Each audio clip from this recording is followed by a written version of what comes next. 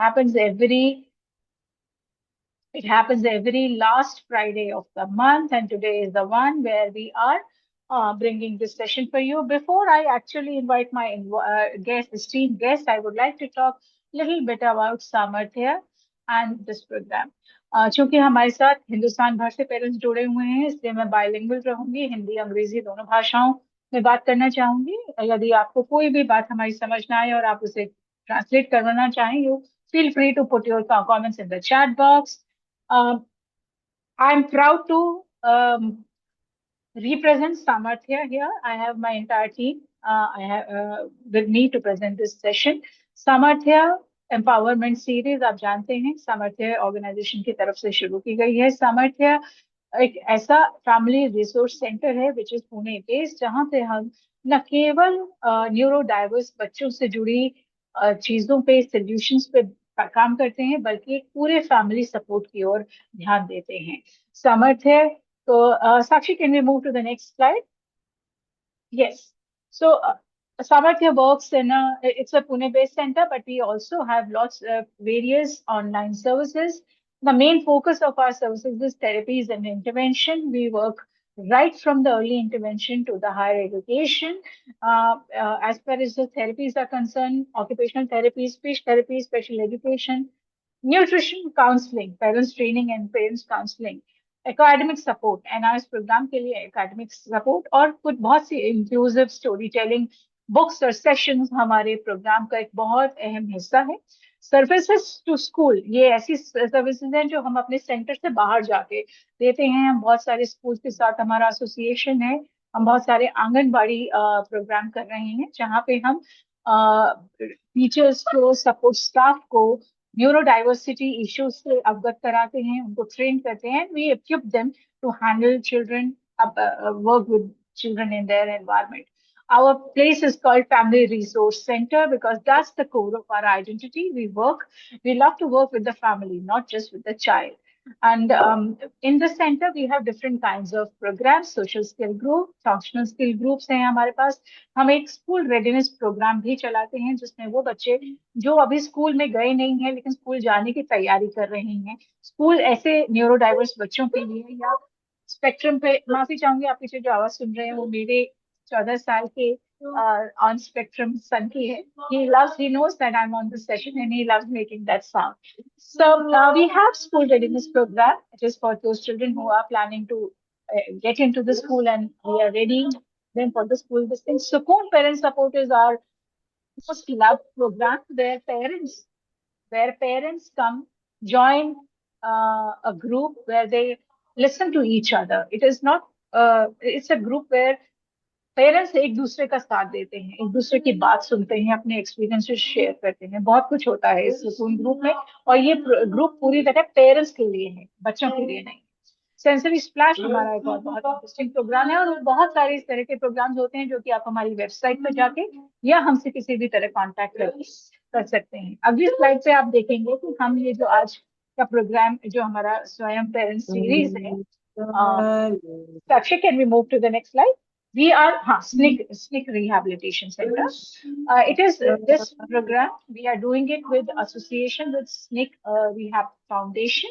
SNIC Rehab Foundation is another foundation जिनकी सोच, जिनका काम का एरिया हमारे काम के एरिया से बहुत मिलता जुलता है, और इसी वजह से हम लोगों ने आपस में एक कोलैबोरेशन किया है. हर्षाली जी आज यहाँ नहीं है, वरना मैं उन्हें जरूर बुलाती कि वो SNIC के काम के बारे में बोले. SNIC में भी, if you we move to the next slide, we can see the kind of services we get in SNIC. SNIC also runs lots of awareness programs. SNIC does parents empowerment programs, activities and empowerment of special need children. उनके financial advisory के programme बहुत parents ने इसका फायदा उठाया हुआ है. Advocacy rights of disabled persons पे बहुत काम किया गया है. Community support, inclusive education, support system for parents, और इस तरह के बहुत सारे प्रोग्राम SNIC भी चलाती है, और हम ये दोनों संस्थाएं आज आप सभी का इस मामले में स्वागत करते हैं. Now I will come to today's esteemed guest, and this today's topic and the person both are very, very important for me personally, because as I mentioned, I'm also a mother of a special needs child, and he's growing. He's 14. And every day when I sit and I try to Google through what are the options available for him. अभी adulthood में जा रहा है, adulthood में transition के लिए मुझे क्या करना होगा, स्कूल से मैं इसे आगे क्या सिखाऊं, इन सवालों के जवाब मैं लगातार खोजती रहती हूँ. And by doing it, one fine day, I just got into one of my daughter's friends suggested us Can Academy. You know, so it was. Am I taking the right word, ma'am? It is CanBridge. Yes, it is CanBridge Academy. What what really inspired me और जिस चीज ने मुझे बहुत interesting लगा, Cambridge academy की जो सोच है या जो उनका परसेप्शन है और जिस कोर बिलीफ पे वो काम कर रही हैं अडल्टहुड की तरफ. एक तो उनका फोकस बहुत क्लियर है कि it is not, we have seen various organizations which are into early intervention also, vocational training also, this also, that also. But what I liked about Cambridge Academy, they are very focused in one approach. That is, how do we transit to adulthood, our children to adulthood? And I was lucky. I got in touch with Sharada ma'am. I spoke to her, and I'm so glad and thankful that Sharada ma'am accepted our invite, and she's today here. Let me just give you a very short brief of Sharada ma'am. Sharada Rajaram is a qualified corporate secretary turned special educator, and she brings overall 2 decades of experience, working experience with autistic individuals and their families. She is driven, her belief, like when I was talking to her, her belief is very strong that every individual can learn. And that's based on that belief, she co-founded the Cambridge Academy. And we are very happy that the another co-founder of Cambridge Academy, Ms. Krishnamurthy, she is also here. Both of them have established this academy. And this was started in 2018. The academy prepares young adults with autism to be future ready. My biggest problem was that for how long our children will be doing candle making and tokery making. So there is an organization which thought that our children can be future, their jobs can be future ready, their work can be beyond very minimal jobs. I'm not saying that candle making is a bad profession. It's a great skill, and parents or students who are doing it, they are doing some amazing work. But what I'm saying that we have lots of students who can go beyond that. So acting as a bridge between school and adulthood, this organization, how it is actually working, it is acting as a bridge between social and adulthood, and it builds essential life skills through diverse engagement opportunities. And the focus area, I'm sure ma'am will tell us more about it, but just I'm setting the stage.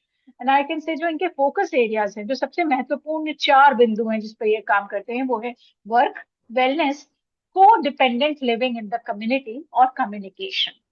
हम सब लोग independent living की बात करते हैं, लेकिन यहाँ एक ऐसी संस्था है जो कि को डिपेंडेंट लिविंग की बात कर रही है. So I am 100% sure that this session is going to introduce us to a very different perspective. It is showing us a very new path. And with this line, I would like to invite Sharada Rajaram ji. Ma'am, now the session is yours. Thank you, Bhavna. I mean, the first time when she spoke to me, she was so excited, and it was really nice connecting with you, Bhavna. And you, within a week, you reached out to me saying that to know more about Saamarthya and the work you all are doing, and this series which you all are doing every month, and you wanted us to be a part of it. We are very honored to be presenting the work that we do with a larger audience of parents who are from all over India. Thank you very much, Bhavna. Yeah, so like Bhavna said, first let me share my screen. Yeah. You can see it, no? Yeah. So the topic is transitioning to adulthood. So here I'm trying to discuss and make an understanding the process of how this happens. I mean, physically they grow, they become everyone talks about, autistic youngsters, children. There's a lot of talk about children. What happens when they become adults, or what do we do for them to have a meaningful life when they turn adults. So that is what we are trying to do. So I'll tell you a little bit about CanBridge. Of course, Bhavana did mention a few things. It's a life skills training center for young adults with autism. We specifically focus only with individuals with autism of age 16 and above. So two things that we do actually as a chunk is meaningful engagement for the adults. So what happened is lot of gaps we found. There are children who come out of school, regular school, who have done their NIOS and that kind of in an inclusive school setup. Then we have children who age out of the special needs schools and early intervention this thing.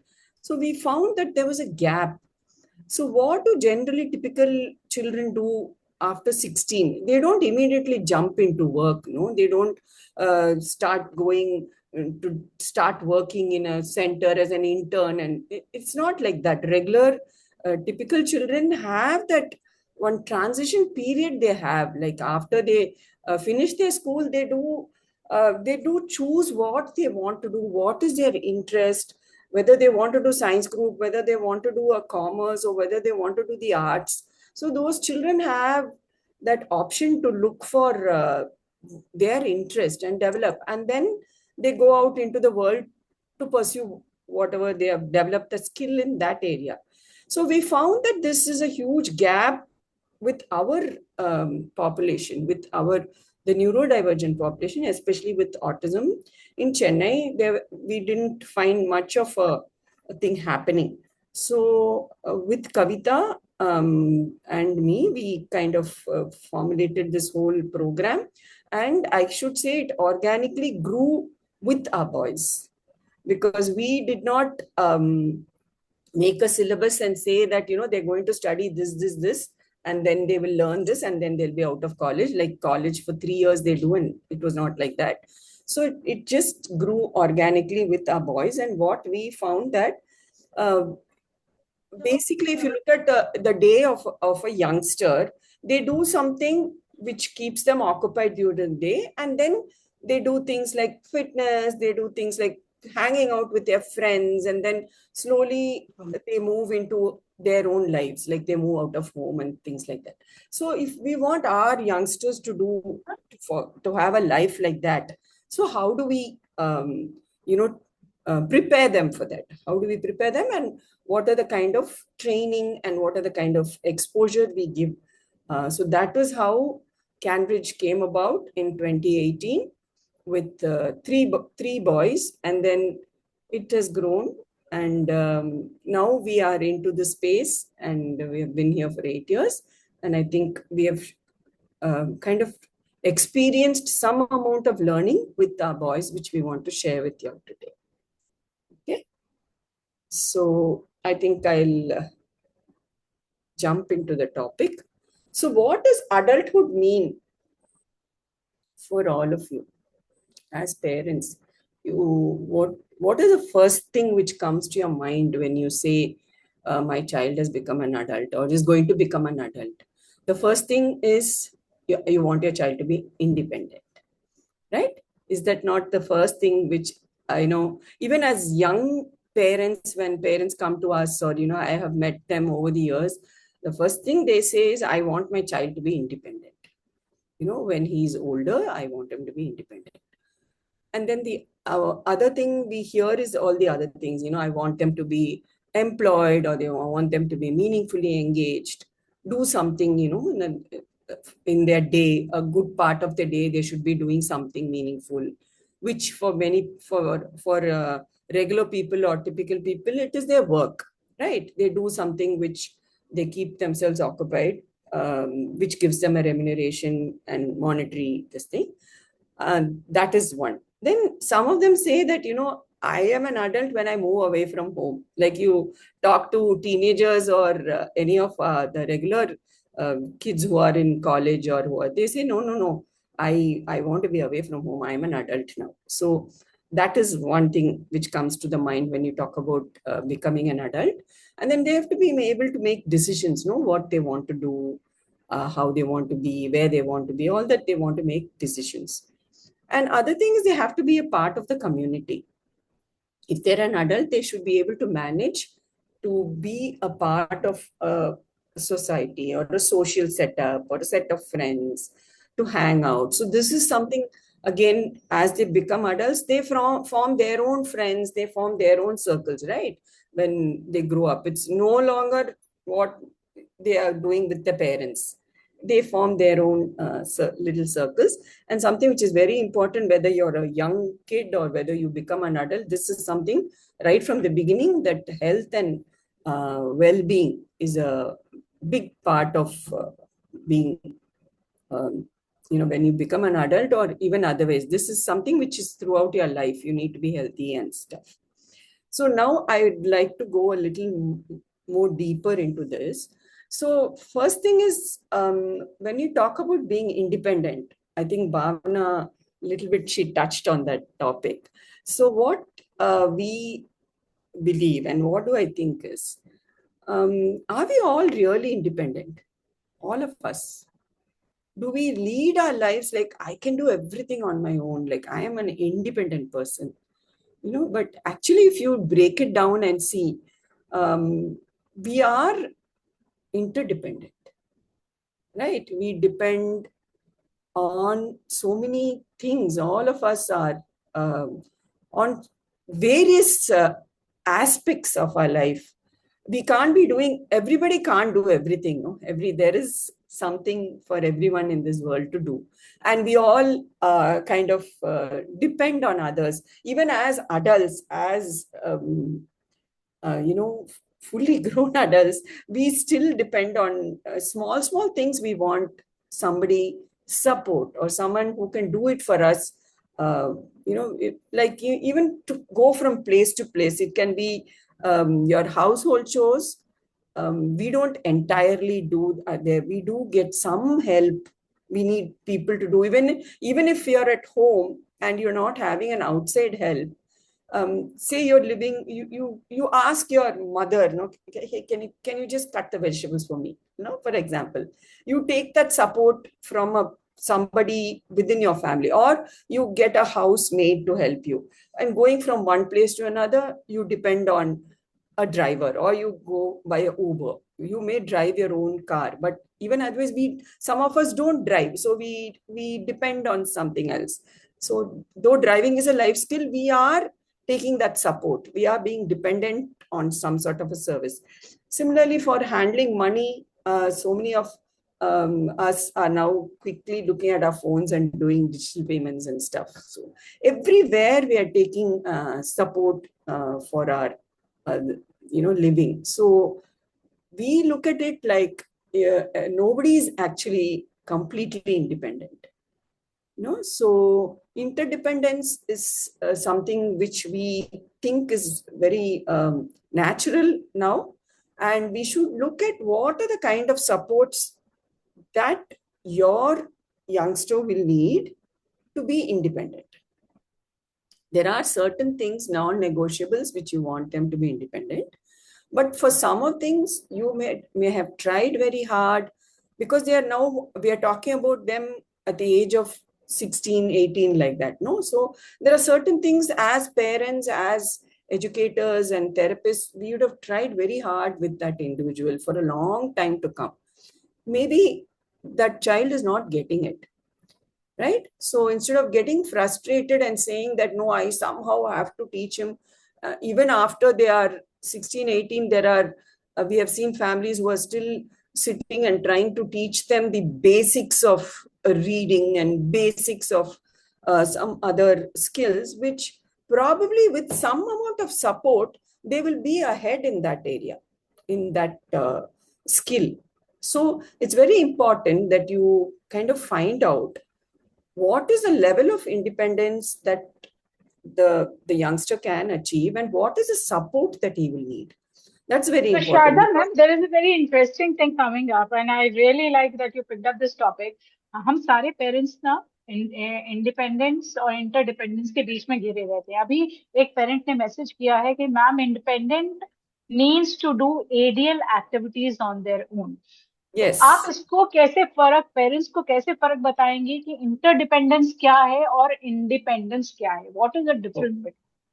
Okay, when it comes to ADLs, answer that question now. When it comes to ADLs, like I'm saying, we are talking about a child who is 15 plus at least, okay, because we're talking about transitioning into adulthood.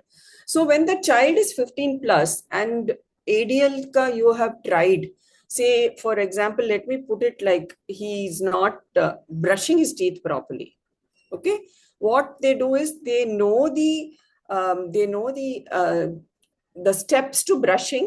They know what to do, but they're not thorough. A lot of parents tell me that they are not very thorough from the hygiene point of view.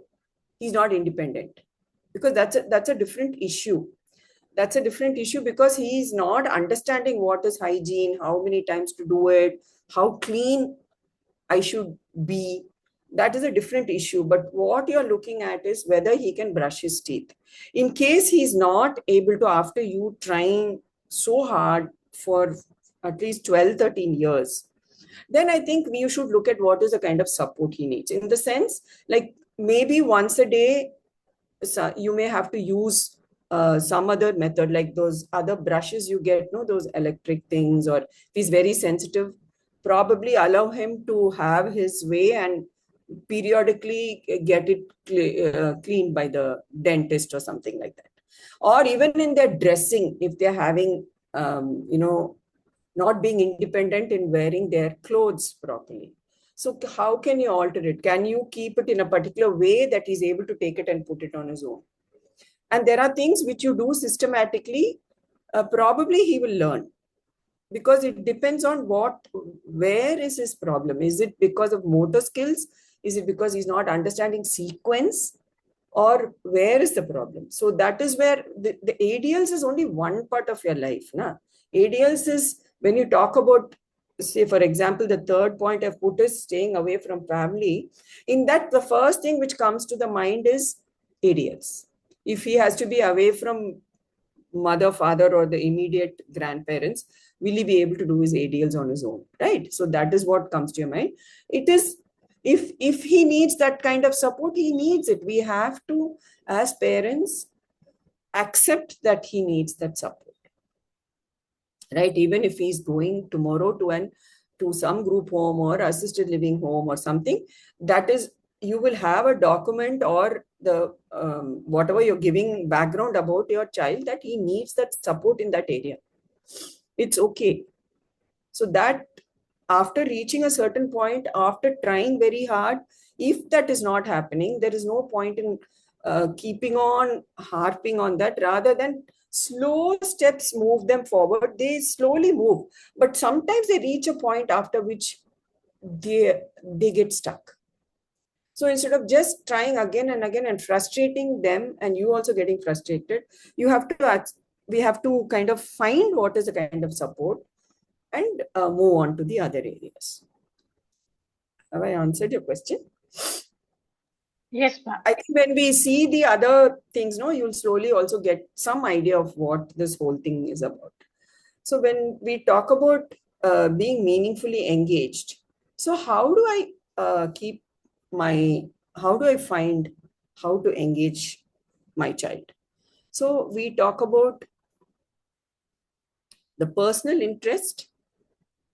What is their personal interest? So if you build something based on their personal interest, then the motivation will be there, and his willingness to learn and get better in that skill will happen.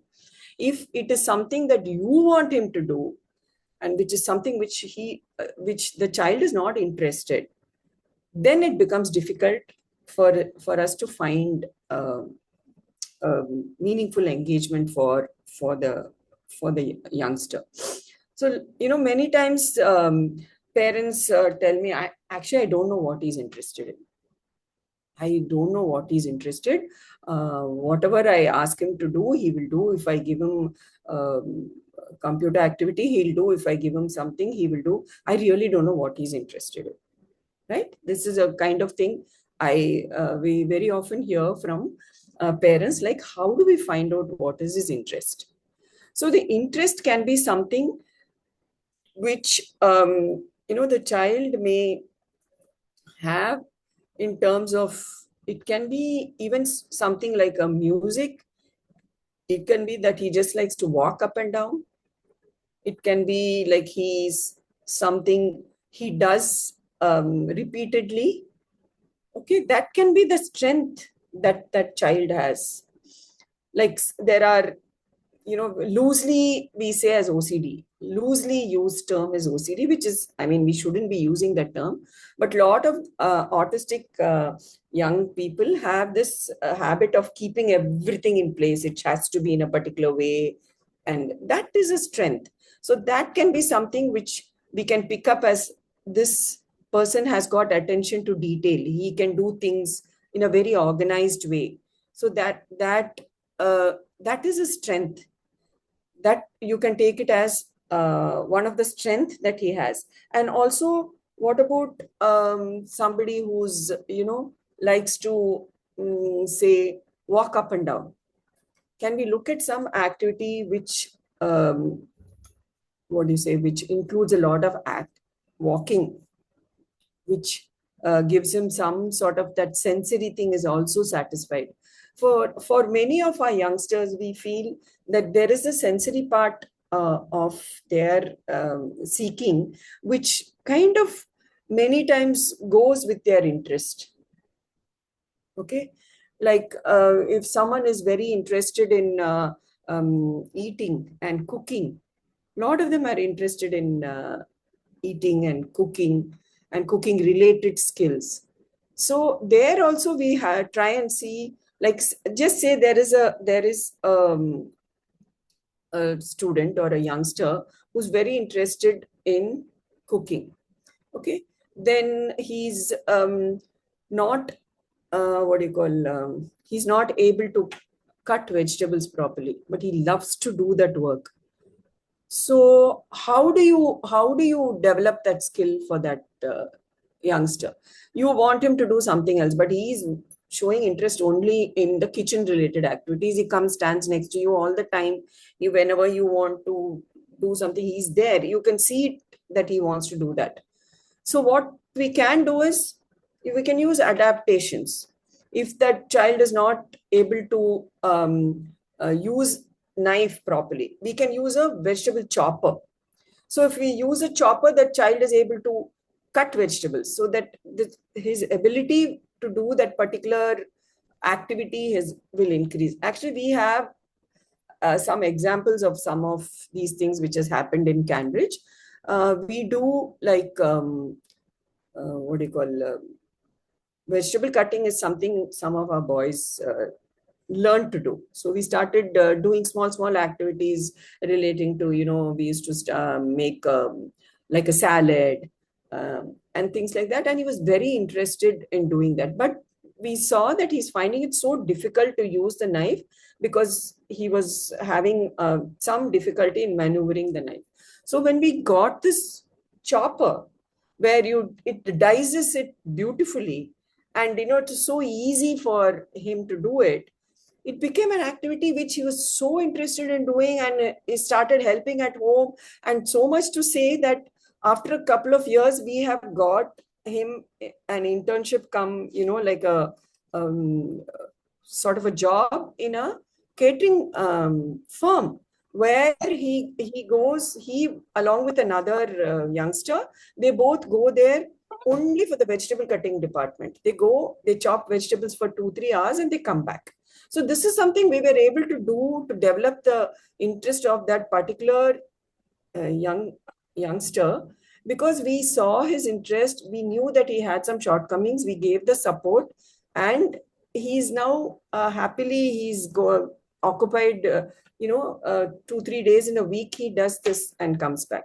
So this is something which we can explore and find out what is their interest by observing where they're showing. If they are able to express what they want to do. There are some youngsters who say, I want to go to college, for example.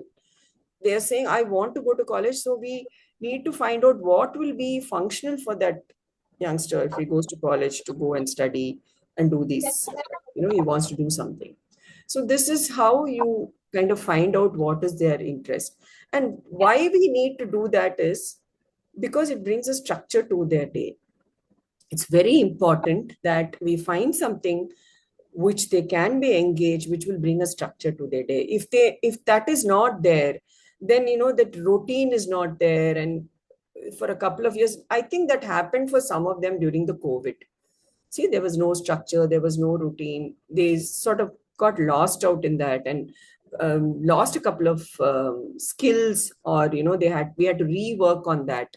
So it happened like that for some individuals who came to us saying that there was nothing to do, so he's not able to do anything. So it's very important to have something to do which will give a structure. And work typically does not mean that they need to be doing data entry or going to a departmental store and working. All that is also fine. It can also be any form of a sport, or it can be an art form also. Well, like we know of a youngster who's so much into cycling that 3 hours in a day from morning, all he does is cycling. And then he comes back, he does his chores and everything. And that is his day. The big part of his day is cycling. Maybe tomorrow he would get into some sort of a competitive area or, with his cycling skill. But that also can be classified as something to be meaningfully engaged, which may or may not give them the remuneration, which we generally associate with the word work, right? But here we are looking at the part of the day which will be, they will be engaged, which we call as work. It can be even things like they are doing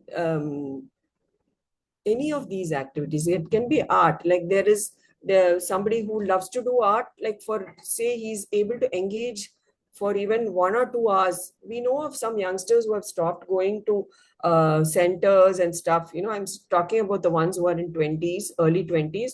They do art a great part of the day. They do 2 hours in the morning, 2 hours in the evening. That is their work. Then after that, they have a routine of, maybe going to the gym, going for a walk, and then they do some household chores. Once a week, they go out for movies and stuff like that. And that's their life. So their work means it's their art, which is their work. So we have to make those shifts. If our youngster is not, we are not able to find that regular kind of work for them, or they're not interested in that. So very often it stems from their interest, the personal interest that the youngster may have. So this is about being, it's important to find their interest and find something which they can do for a greater part of the day. Then comes the living away from home, which we are talking about. One of the things is about, when we talk about living away, is one thing which you all brought out is the ADLs part of it. So the ADLs part of it, we work on and we continue to work on even if they are into their 15, 16, so that, we find what are the supports they need, like I told you earlier.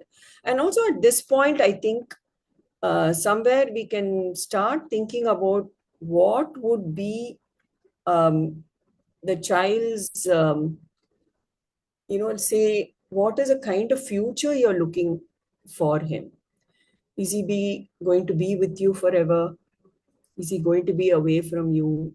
You're looking at any sort of living arrangement?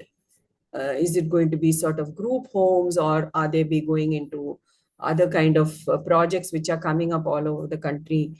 What is it, the setup that this youngster may be going? Maybe that can start thinking about that, So you will know what are the kind of things you need to work on his ADLs, like what his eating, sleeping, and all that has to be brought into as a routine.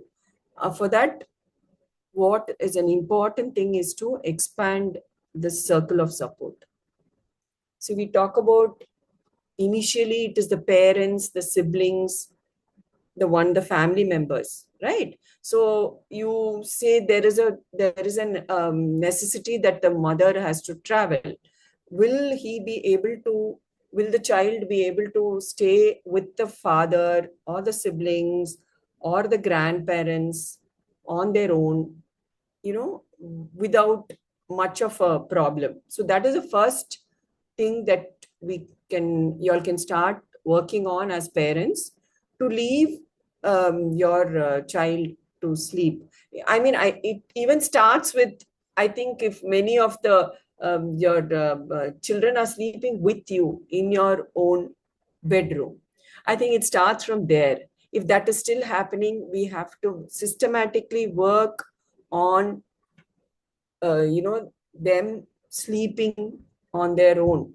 It can be in the same room, but they have to start being on their own. When you talk about them becoming um, um, adults and being independent, they need that space. They have to be on their own.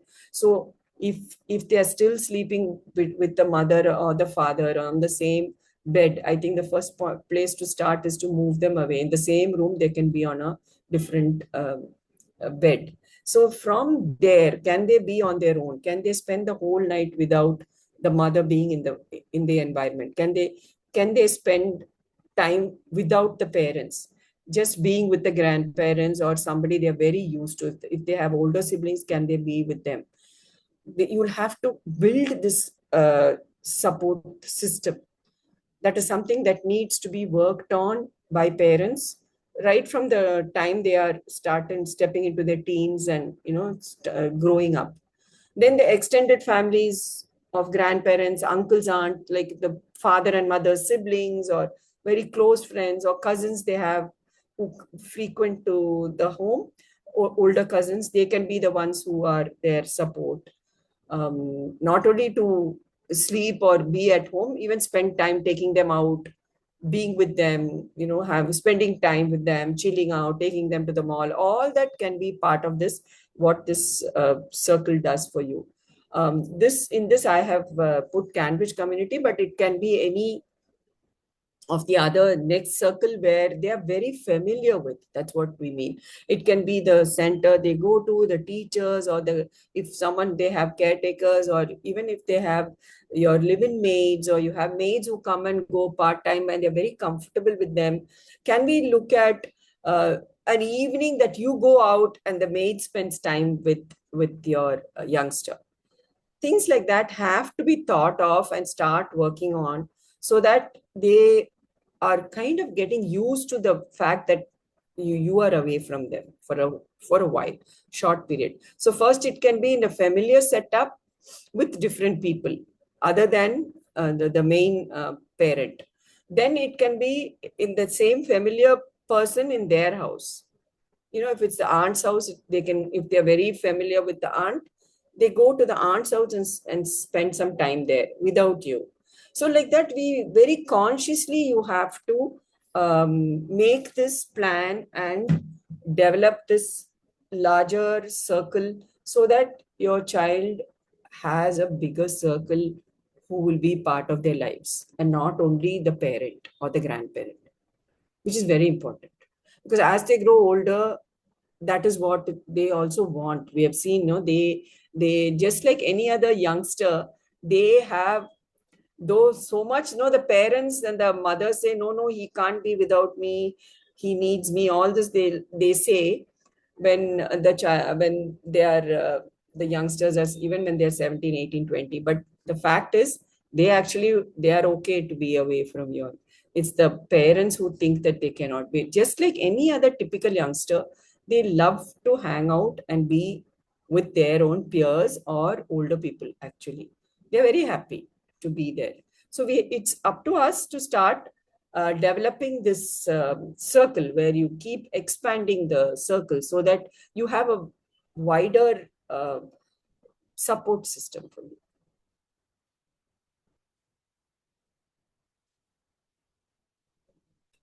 Right.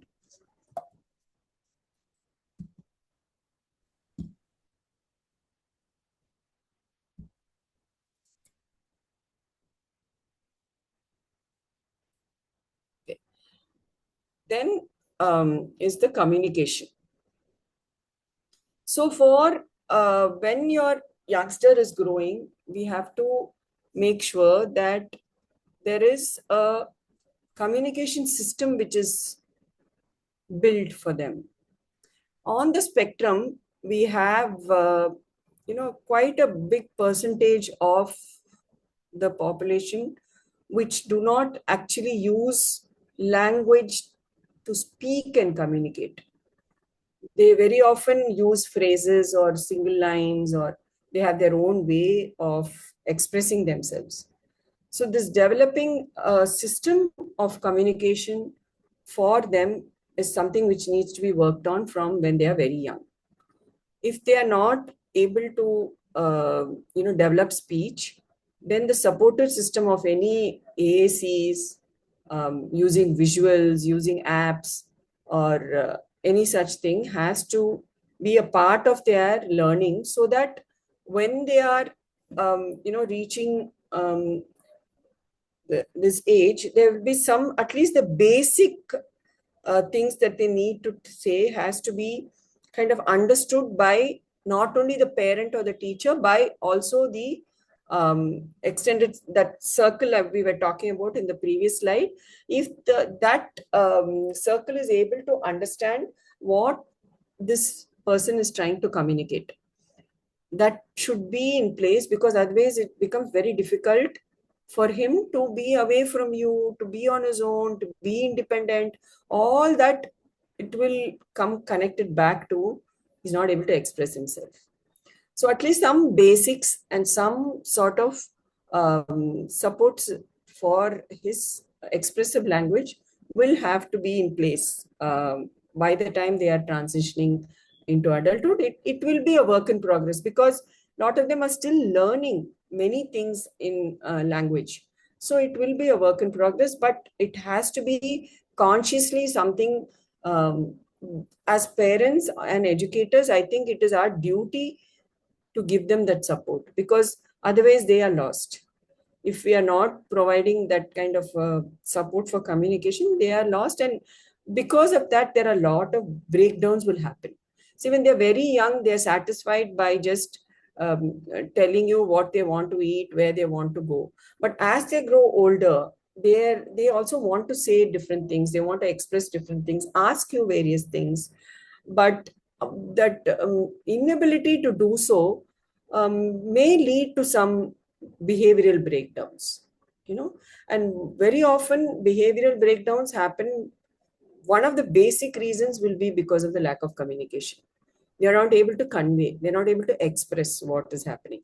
So that is something which has to be kept in mind, depending on the level at which the individual is and what kind of support is needed, along with the educators, and wherever they are going to school or something. This has to be developed, and something which everybody can understand, not something which is very unique, only the family can understand or only the teacher can. It has to be a system which the whole the janta can understand.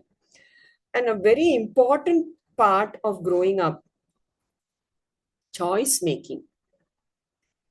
I think this is something which very often, sadly, is overlooked by many families. It is like, I do it when they are very young, when they are like toddlers or when they're very young children. It's always adult who's doing things for them.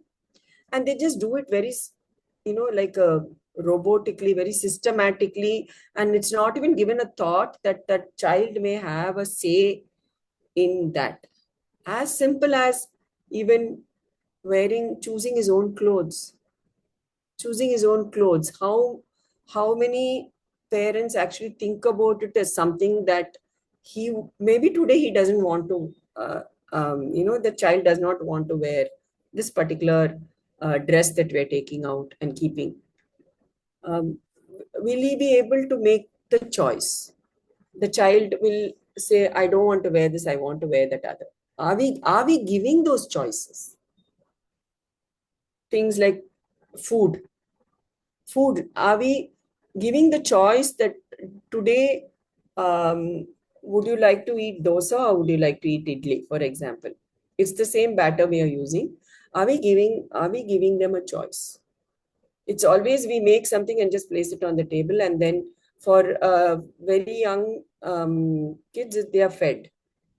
And then, somewhere they also kind of become conditioned that, if it is served on my plate, I have to finish it. I have to have it. Or if it's something they really don't like, by now the parents know and they don't even give it to them, saying that, oh, he doesn't like this particular dish. So it's very, very important that choice making is developed. And sometimes I hear this saying that he doesn't know how to make a choice. If I tell him, he won't know. My child, she will just pick the second thing that I'm saying. She will not know which to make. But I think that also comes with practice. They also realize, oh, I have a say in this. And it's also a sort of a control that we are giving them, because their lives, they are not in control of their lives. Actually, if you look at it, it's always what the parent wants them to do. It's very little of choices that is happening, but many of us are doing it without even we realizing we are giving a lot of choices. I'm also not saying that, but it has to be done consciously so that they develop a thing that, oh, I can also do this. And there can be negotiations can happen. A lot of trust can be built. When you give the choice and you respect the choice, there's a lot of trust which is being built between you. Because, oh, they are giving respect to my feelings. If I'm saying I don't want, then very often I get this question like, oh, if they make the choice, they always want to do this only. They are not going to take the other thing. So that is when you start doing that little bit of negotiations, little bit of give and take will start happening, and they will come around. It's not like it's always not your way or my way. There is a midway, right? So when choices are given, there is room for all this to happen. And this, going further, when they become adults, it is so important for decision making, because they don't know what to do, because they don't know what are the choices, what are the options available to make a choice. So it's a choice is something I think we have to start giving choices and respect the choice. If you feel that you're giving a choice they can't respect, then don't give the choice. For example, if you going to school or going to the center is not a choice, they have to go. There are non-negotiables. Oh, in that, if you're going to ask, do you want to go or not today? And if they're going to say no, and every first time you may respect their communication, second time, every time they say no, then you will have to see whether you want to give the choice and work on why he's saying no. What is happening at the center that he's saying no, or what is happening? Why is he saying no? You work on that separately, but don't give that as a choice if that is not going to be something you can respect. Like, for example, if you are going for a wedding and you have the option that he can stay home with someone else, and you give him a choice, do you want to come for the wedding, do you want to come out, or you want to stay home? So those kind of places, you can respect their things, respect their choices. So you have to make a kind of decision in what kind of places you can give choices to them. If you can respect the choice, then you give the choice. Otherwise, don't give the choice only. Right? That's a very good point, ma'am. That's a very important point, that choice making is a very tricky thing. You have to understand when are you giving them Yeah. choice and when you are not. At this point of time, would you like to take few questions? Do you have any, I understand you have another practical session with parents. How do you want to move?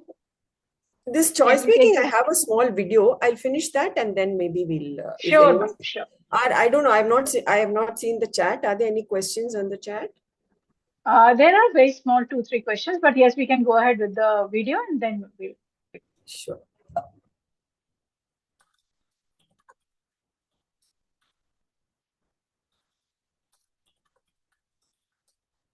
Hi, Naren.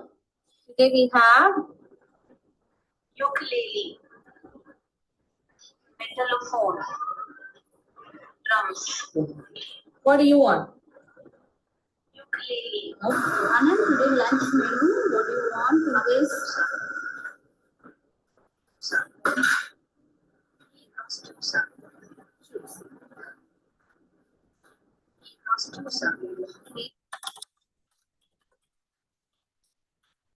Oh, what shall we paint today? See here. Christmas tree. Wreath. Which one you want to do? Wreath. Chicken biryani. So what do you like to have? Chicken biryani. Okay. Want to work? I want to take a break.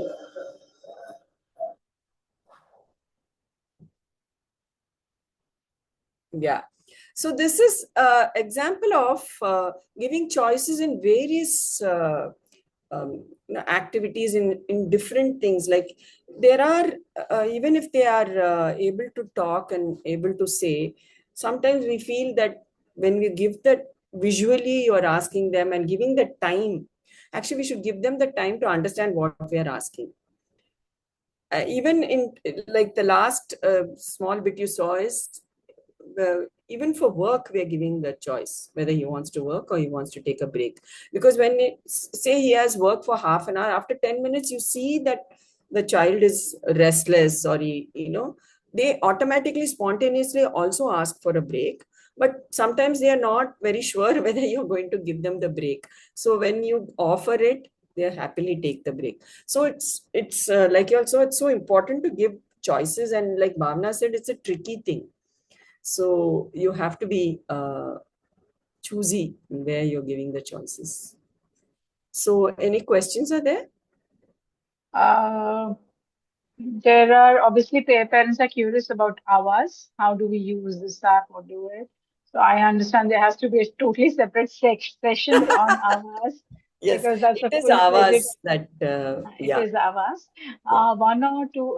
So, sir, I think Hardik ji is asking how can we enroll for this? It's a software, it's app. You can buy it. It works on Android and Apple, both the systems. And it's a beautiful communication device where child can tap the pictures. There is the audio prompts. He can create sentences. He can make words. और and the audio जो आपको सुनाई देता है आप उसको अपनी भाषा में भी डाल सकते हैं, उसको आप अपनी Yeah. आवाज में भी कन्वर्ट कर सकते हैं. Right.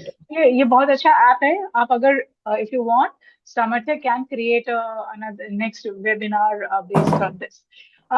There are you have to get trained to use the app.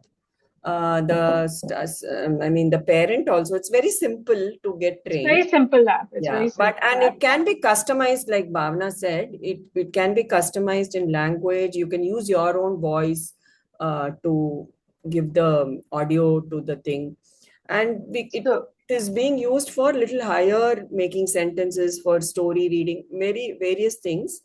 But all these examples we showed was just to make the choice.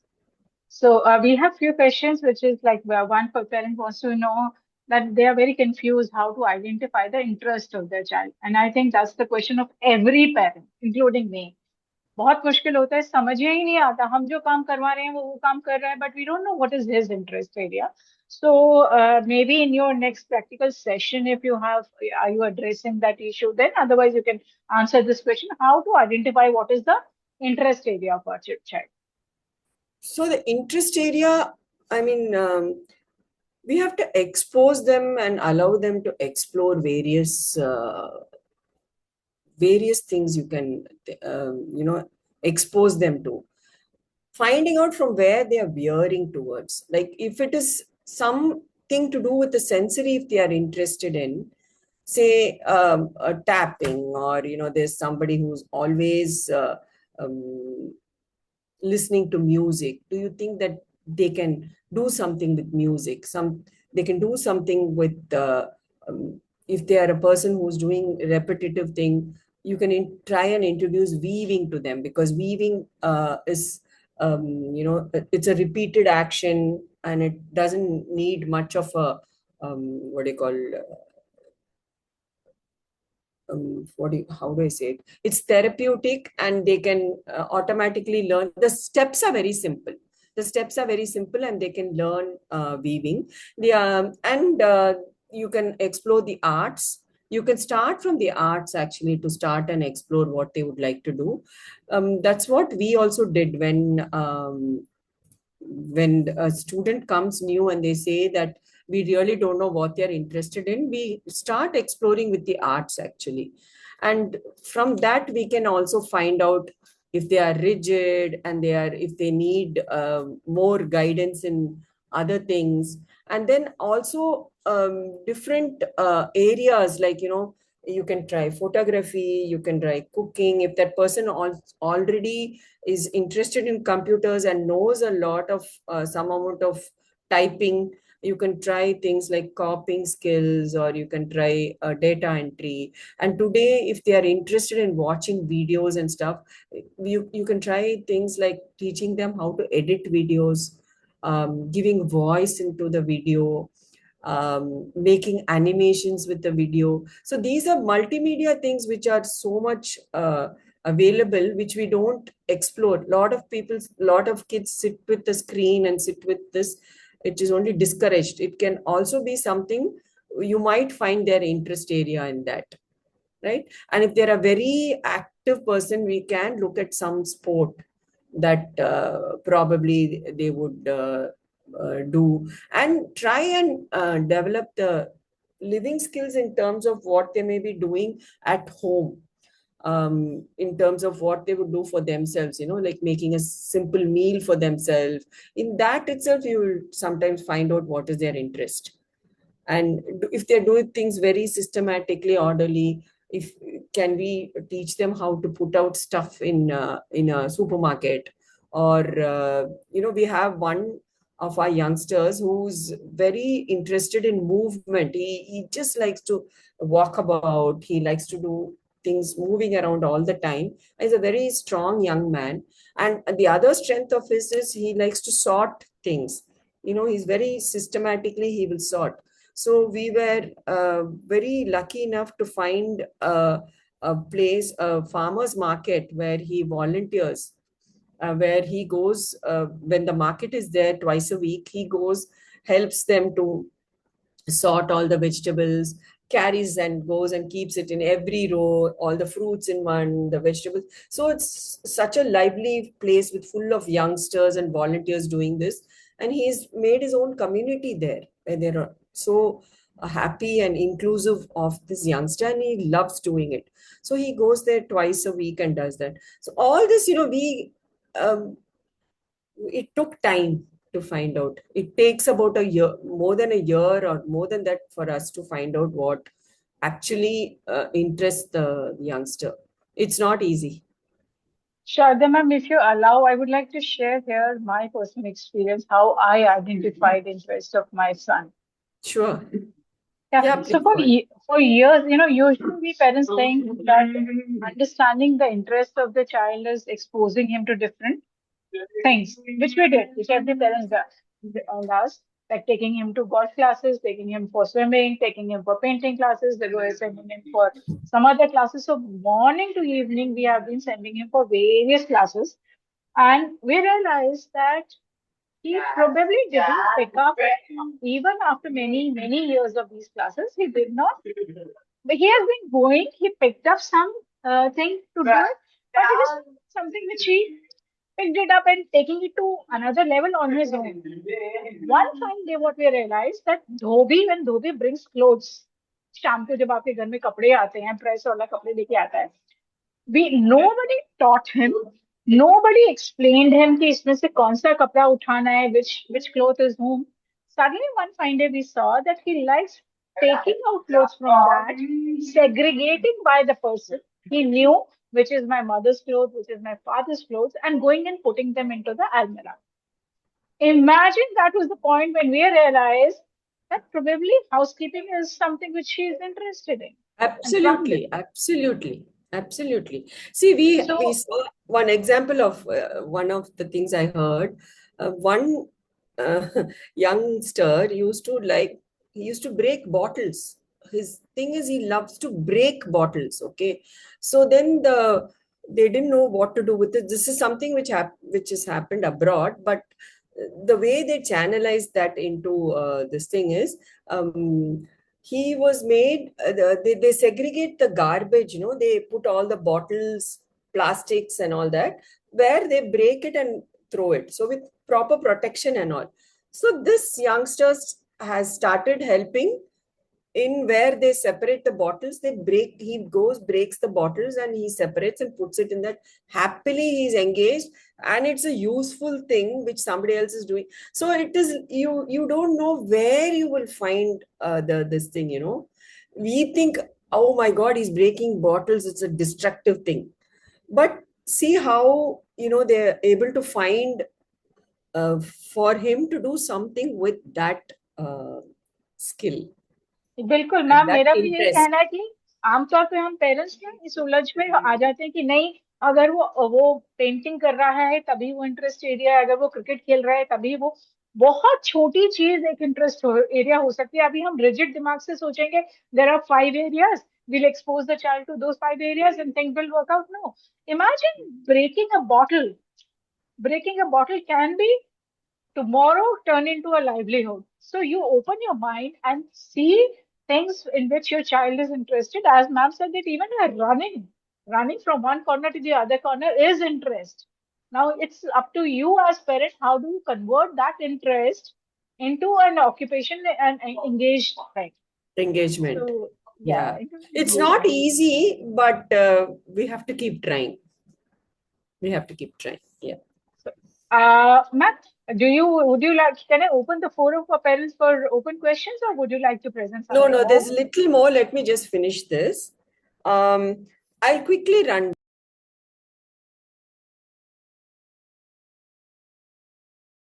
Ma'am, you're on mute. You'll have to unmute yourself.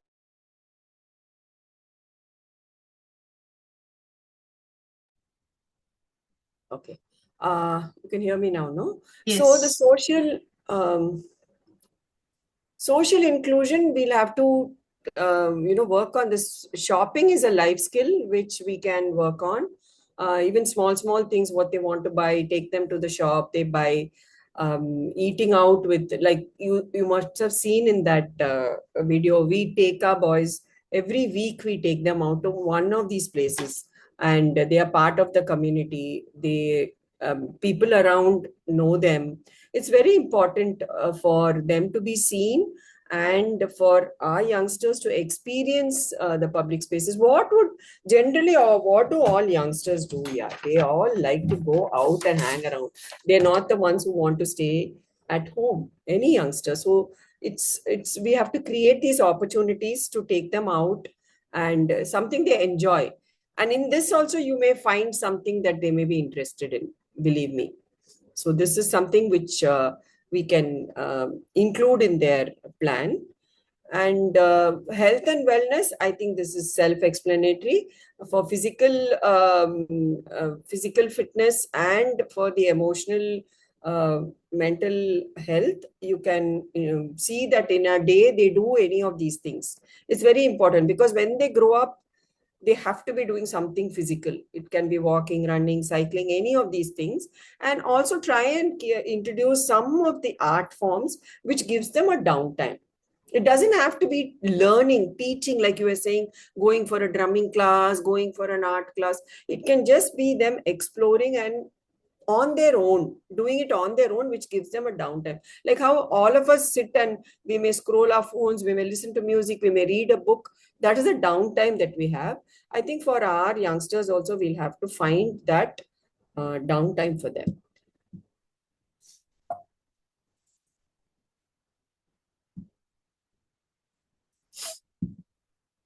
So So this is the next part I said. So far I have covered what are all the areas, the 5-6 things, components which make which will make a holistic day, holistic life for the youngsters. So how can you start helping your child to transition, and how do we make these concrete goals? We have to make realistic concrete goals so that the transition happens smoothly. It's like realistic, that's all I can say. Instead of saying that I would like him to do this, do that, we can have to keep these things in mind, focus on just functional achievements that he can have and the supports that he needs. Please remember, the support is a very important thing that we have to keep in mind when we are planning this transition plan, or when you're planning, looking for something for the youngster. We have to keep in mind the support that they need always, so that they function independently. What is it they need? And if it has to be person-centered, keep in mind your child's present strength and interest. This is a very important point. Very often what we hear is, my child, he likes to do a particular thing. It's not that he's going to be liking it for life. Okay, there is a point when they start losing interest in that activity or in that thing that they have learned. So the presently, what is his interest and what is the strength he has developed now, and the ability, it has to be according to the person and not fit him into a place which is already available, so that they are saying that this place will keep my son from 10 to 4, so let him go there. So that cannot be the only factor that you need to keep in mind, but the fact that it has to be specific to the individual, and it should include the community, the engagement opportunities which may be there. Everything has to be kept in mind when you're making this plan. When you're making this plan, all these 4 factors have to be kept in mind. So I'm actually coming to almost the last part of it, where I'm going to ask each of you, if possible, take out a paper and pencil or a pen. And today, these 3 areas, what do you think is the personal interest of your child? What are his strengths? And where are the areas where they may need support? These 3 things which I have put down in this column of today, can you all put down? Just take 2 minutes to think. I think when I was talking, some things would have come to your mind already. So it can be anything. It can be swimming, cooking, music, computers, going out, going up and down on the escalator. It can be anything. What are their interests? What is his strength? Is he very compliant? He will listen to anything. He can sit for a long time. That can also be a strength. Even people who are very organized, that is a strength. He's a visual learner. Any of these things you can put down as a strength that he has. He's a quick learner, can be one of the points you put down. And where support is needed, it has to be predictable. He needs a visual schedule. He needs to have a reminder what to do. Any of these things, what are the supports needed? Okay. 3 years from now, what do you think will be the engagement in the engagement column? What is it that you think that we can put down for you? So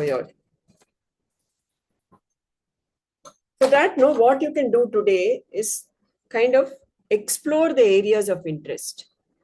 For the exploring, you have to find out what can be the areas of interest that he can be engaged in. For example, Bhavana said for her son, she has discovered that he is very good in organizing, in sorting, in putting things. That can be For her, 3 years down the line, she can put up one of the areas that she's going to explore a possibility is for him in the housekeeping department of somewhere. That can be her point where she's going to put down as one of the areas she's going to explore for her son in terms of engagement. Like that, examples. You can put down one or two. Living away from family, one of the 3 years from now, you can even say things like, I will develop that circle. I will, my son will stay away from me on a weekend. He will stay with my friends, with his friend in my friend's house or in the peer's house with that so-and-so uncle and auntie. That can be one thing you can put down. Choices. I will start giving choices. That can be one of the goals you're going to put down. So that 3 years from now, will he be able to, now you're going to put down what are the possibilities you're exploring.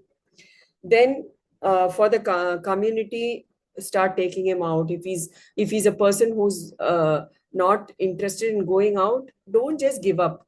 They keep changing. Their interests keep changing. Somebody who loves to go out suddenly doesn't want to go anywhere. And somebody who was not always sitting inside the room, not happy to interact with anyone who comes, who's to always be only listening to himself, being with himself, suddenly we find that that youngster is so keen on talking to everyone, wants to be a part of every conversation, comes and sits in the hall. So you don't know, the things keep changing. So we keep trying this so that they become a part of the community. And for the health and fitness, for example, can we start establishing a fitness routine? Like, can I say a small step every day, or 3 days a week, I will start taking him for a walk, or I will expose him to, if he likes cycling, can I find someone who can come and take him for cycling? Because it's exhausting for the parents to be doing it over and over again. If some friend or peer or a sibling can go with him for cycling or a swimming in the summer days, something like that. That can be one of the goals you put down for 3 years from now, what you're going to do. For that, what are you going to do today? I'm going to find someone. I'm going to first of all establish a fitness routine, for example. I'm just giving examples. It can be anything for any of you. Would you like to take one parent's case and talk about it? May I invite any parent who has written these strengths and 3 years? Yeah, and now I'm opening Yeah. the forum. Anybody can ask anything. So Sure. that I've come almost to the end of my presentation. So I request parents, the exercise which ma'am has given, write about the personal interests, which is strengths, about your child, and think after 3 years, what can be done. Anyone who has done it, who would like to discuss it here, maybe ma'am can help him or her 3 to years from understand now, it better. where you want, and now what you can start doing. That is the center thing. For that, it can be small step. It can be one tiny. It's like a short-term goal. This 3 years can be a long-term goal. Actually, long-term goals are very long, but let's keep it short. Say your child is 15. What would you like him to do when he's 18? Ishita, yes. I think Ishita is on mute. Ishita, can you please unmute yourself?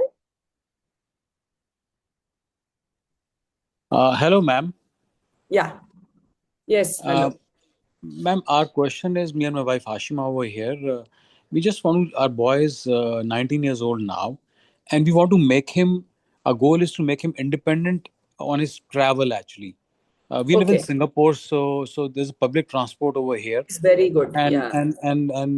and we would like him to become independent to the place where he regularly goes. There's some adult education program which he attends, but it has Okay. multiple modes of transport. In a sense, there's a bus, then there's a train, and then probably got to change station as well. So Okay. so what could be a way, because he's aware of the names.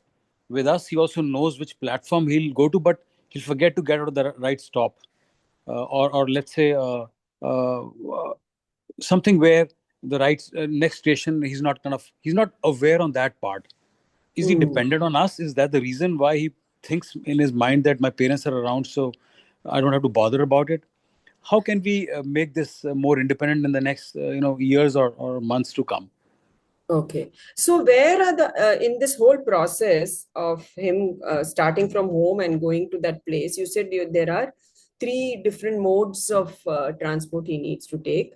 Where are the places where he's getting stuck, for example?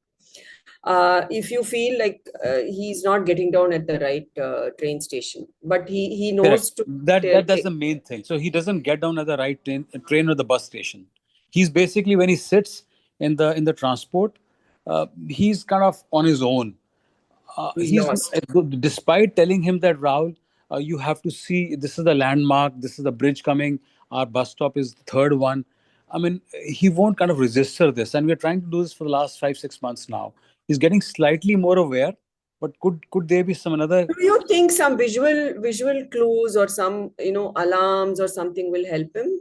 If that will help, because I'm not familiar with what type of a learning your child is familiar with. Sometimes some alarms or some reminders set on his phone, or if I'm not mistaken, in Singapore and all, they will announce no next station so and so. Yes, ma'am. There's regular Ah, announcements they in do the announce. MRT. Yes. So even Yes. that doesn't help. Yeah, we got to make him used to that. He has to listen to Yes. that So announcement over there. one thing is you can go along with him and fade, teach him and fade. It's not like you can't like one day go with him and next day. I mean, I don't know how you're doing it, but it's sometimes we want to teach him independence and we quickly sometimes bypass some steps. So it's like you have to handhold and then probably step, like what they call backward chaining. Slowly, step by step, you will have to step back and see what he's doing. Something like that you'll have to work out.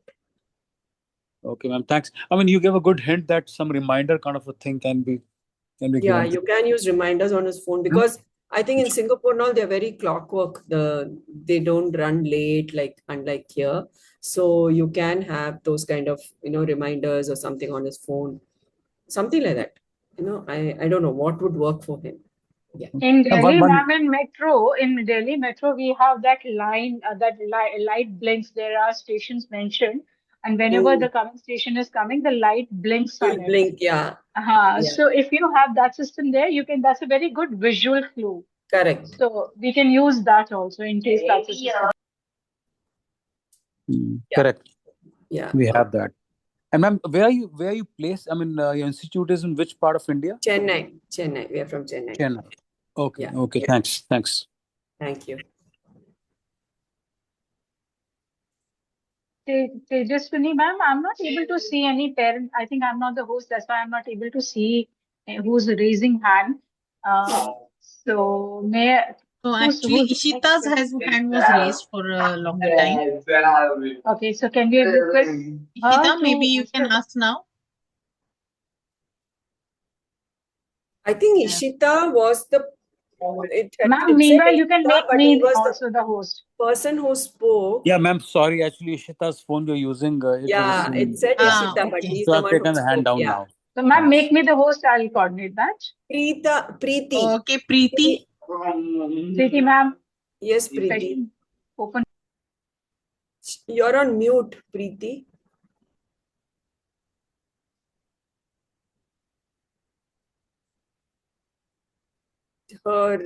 She's raised her hand, but she's on mute. Participants, this is a request. We are left hardly with 7-8 minutes with the, keeping the time importance in your mind. Please be ready with your questions. Do not ask very long questions and ask questions which are beneficial for everyone. Who's the next parent who would like to ask the question? Preeti is raised, but she's not. Bhavna, I made you co-host. So I think you can see Thank you very much. I should be able to see that. So may I Preeti enter the waiting room? Any other parent who's willing to ask any question? Hello. Yes, ma'am. Yes, Preeti. Yes, I have a question. Like my child is a 13 years down kid, but he has a mild Down syndrome symptoms. Okay. So he goes in a slow learner school wherein he is studying in the class 6, which is equivalent to class 5 for the normal school.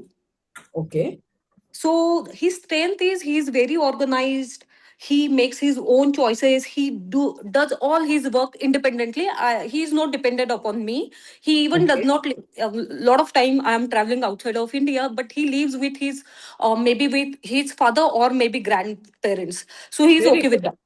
Yeah, Okay. but the one weakness I found that he does not. If there is a new situation, like sometimes, if there is any new situation, he is not able to understand how to handle that situation.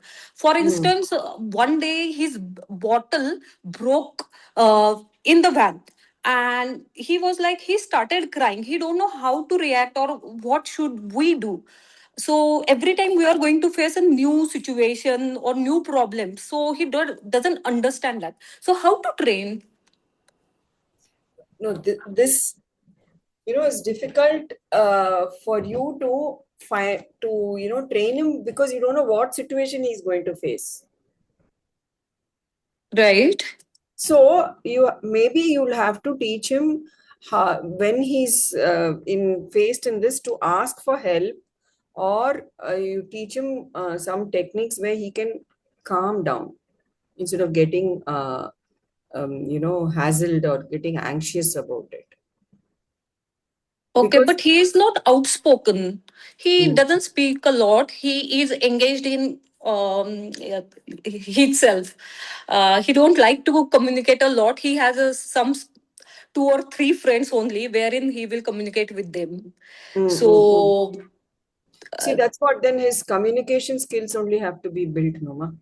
Only then a little bit of, asking for help, or um, those kind of things have to be trained, so that spontaneously, when he's stuck somewhere or when something happens, he's able to reach out and do that. It boils down to that only. He needs to work. You need to work a little more on those skills. okay, Expression, his expressive language. okay. Thank you, ma'am. Yeah. So I think the last thing I want to say is, the first 2 points, I have said it 2-3 times.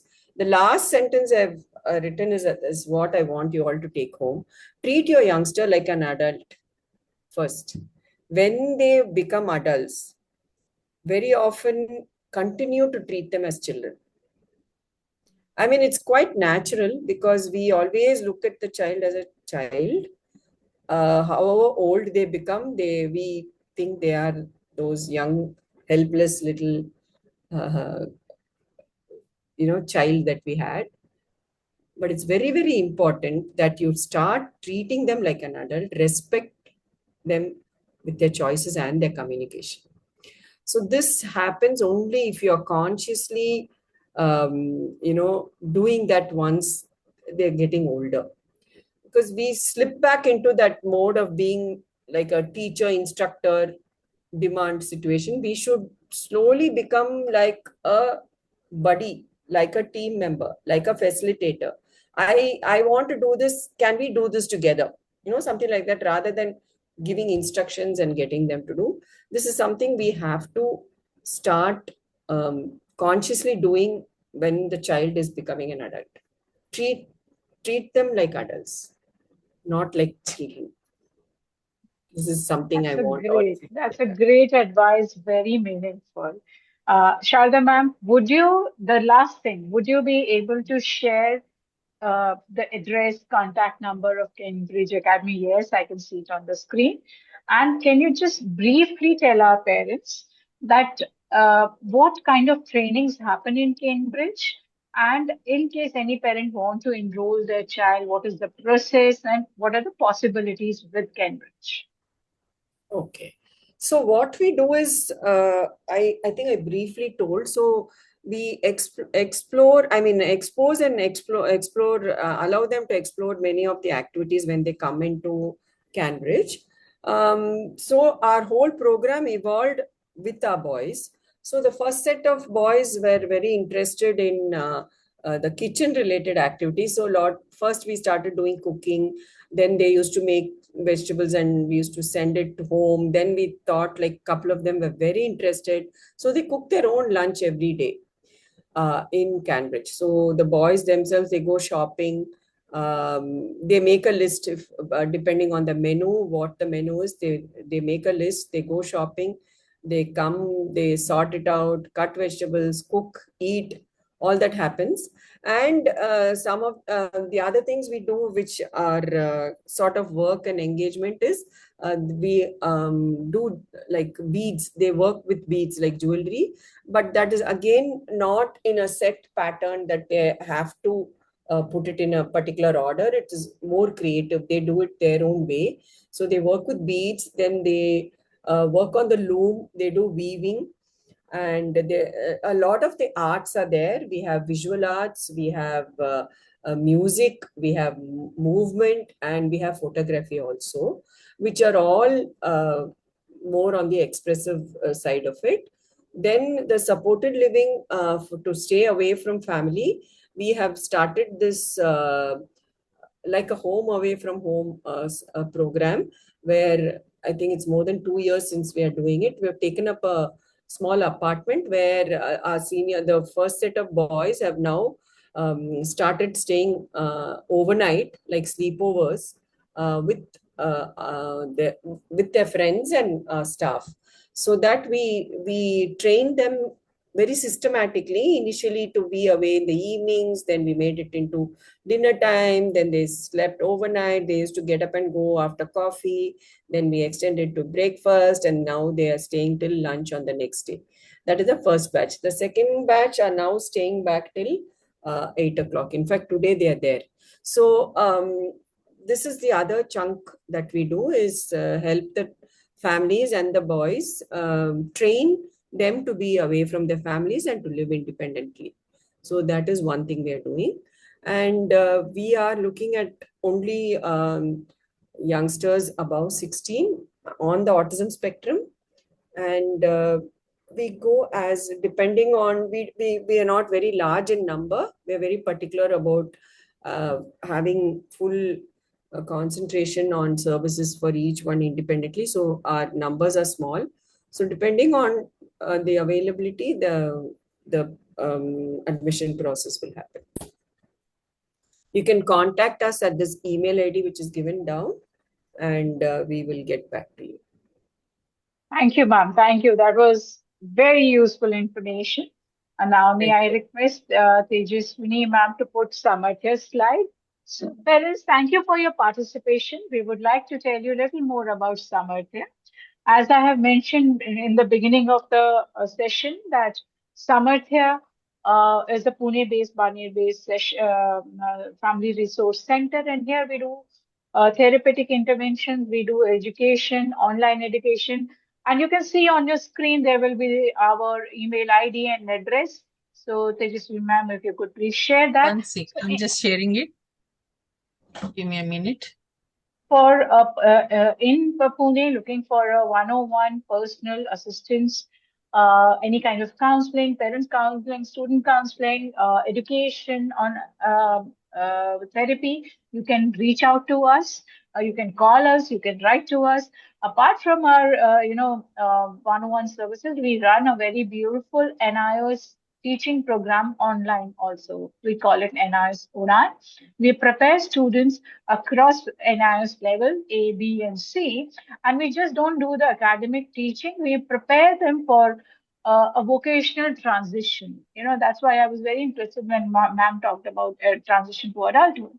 So we understand their interest area from very young age. We try to bring here some industry experts. We try to set up some models for parents. How do students from NIOS, once they do their level A, B, or C, the ability to do college, then we do college readiness program with them. If they are capable of getting into some vocational part, we try to do that. And there are various other kinds of services available in Saamarthya. I request all of you to reach out to us, write to Sharada ma'am, reach out to them and avail any kind of service. And in the end here, now I would like to call upon my senior colleague, Tejaswini ma'am to give a vote of thanks. Thank you, Bhavna. First of all, Sharada ma'am, I'm really happy that we were near about 45 parents and we all were listening to you. We all had many questions in our mind and your next slide was answering our questions. Yes, definitely it's a difficult task to find out what exactly our child wants because every now and then the mood and the liking is shifting. But I think Bhavna's example has, given us a little light to find out what exactly our child is interested into. I think this CanBridge is doing excellent work, and this is another role model for all of us to follow, think out of the line. It's not only candle making, and I really like that concept that we are not going into the traditional vocational part.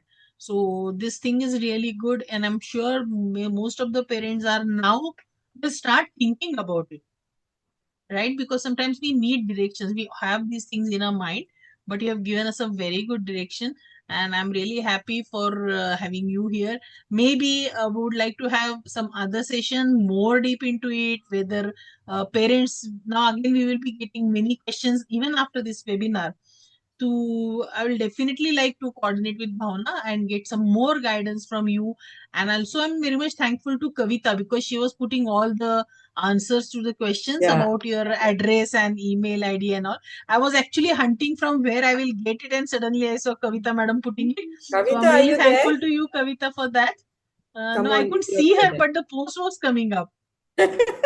She's somewhere. She must be Thank here. you, Kavita ma'am. Thank you for being here. There she is. Yeah, This is hello, Kavita Kavita. ma'am. Yeah, Thank you Kavita very ma'am much is for there. your prompt help.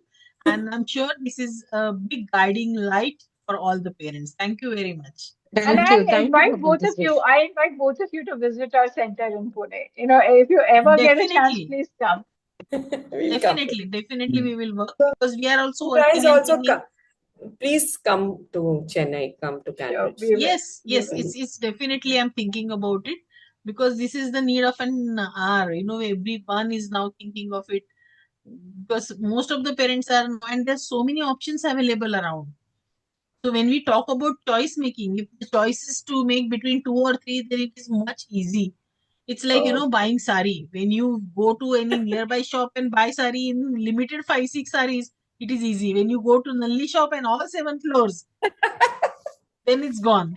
So Perfect. So definitely, I will thank you, ma'am. Thank you to all thank of you you so for much. making Thank this you. this time very, and biggest thanks to our participants and parents and the professionals who were here, who gave their time on Friday evening for this. Thank you. I hope it was beneficial for everyone.